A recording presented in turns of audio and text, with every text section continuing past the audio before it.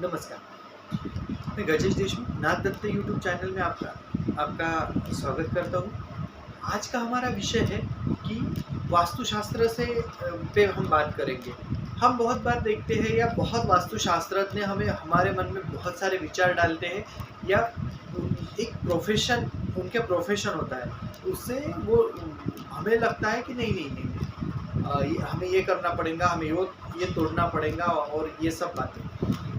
क्योंकि बहुत बार ऐसा होता है कि हम शुरू-शुरू में एक सेशन चलाएँगे 5-6 वीडियो का, उसमें आप देख सकोगे। ऐसा कुछ नहीं, अगर एक बार वास्तु बन जाए तो वो वास्तु का भी एक ये होता है। अगर एक शरीर बन जाए और उसमें कुछ खामियाँ रह जाए, कोई सांवला होता है, कोई मोटा होता है, तो हम उस शरीर को काट के नहीं बदल सकते ना। हमें पता है उसमें नकारात्मकता है। या बच्चा हमें पसंद नहीं आता तो हम उसको बदलते क्या है?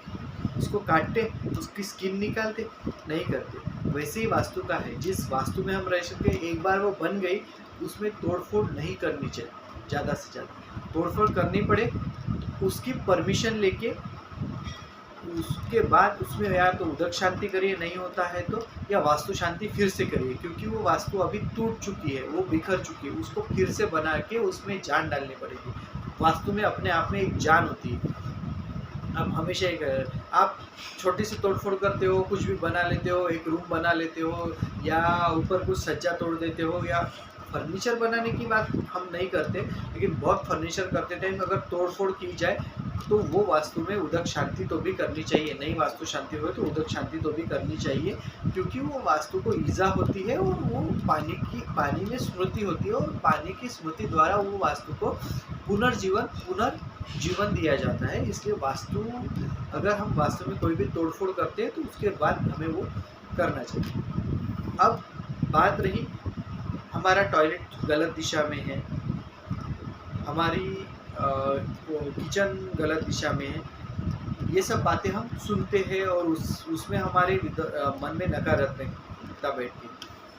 अगर आपने वास्तु बना ली, आपके हिसाब से बन गई, आपने उसको एक बार विनती कर दी और आपके भगवान को बता दिया, तो वो वास्तु आपको अपाय नहीं पहुंचाती है वैसे देखा जाए। लेकिन बहुत ज़्यादा मानते हैं कि बहुत ज़्यादा वास्तु दोष हो, लेकिन टॉयलेट गलत दिशा में है, भगवान भगवान की पूजा हम दक्षिण दिशा में बैठ के कर रहे हैं, हमारा खाना दक्षिण दिशा में मुँह करके पक रहा है, ऐसे अगर बात है तो आपके घर में वास्तु दोष निर्माण हो सकता है। आपके घर की स्त्री को बहुत बड़े नुकसान हो सकते हैं, खाने वाले को भी नुकसान हो सकते हैं।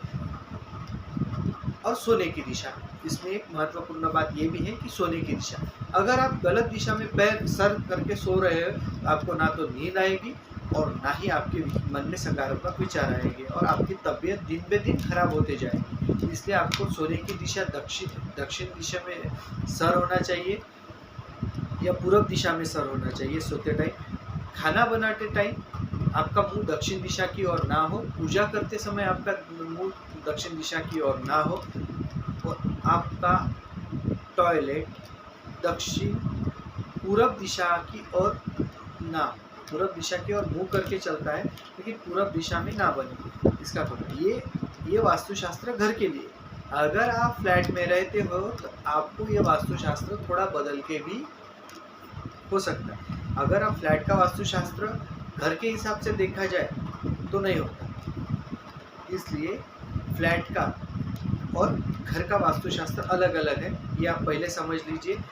बहुत सारे वास्तुशास्त्रज्ञ आपको वास्तुशास्त्र के बारे में बताते हैं और घर का और वास्तुशास्त्र का अभ्यास आपको नहीं बताते।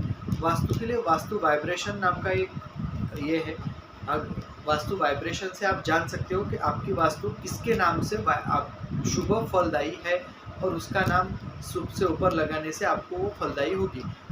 वाइब्रेशन कितने अच्छे हैं ये भी हम जान सकते हैं, वो जानने के लिए आप पर्सनल हमें कॉल कीजिए।